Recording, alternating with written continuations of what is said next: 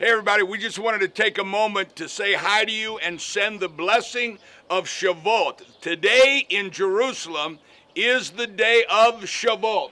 And as you can see behind us, this is where they would be bringing their first fruits by the hundreds of thousands. And I love the scripture where it says, we heard the leaders say, get up, it's time to come to Zion. And it's amazing.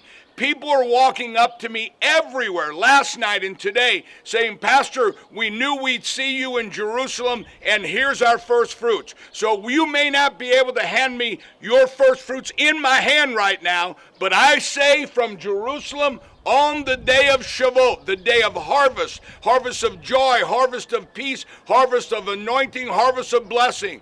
I say blessing from Jerusalem and Shavuot blessing on you and your family. What an amazing time to bring a first fruit.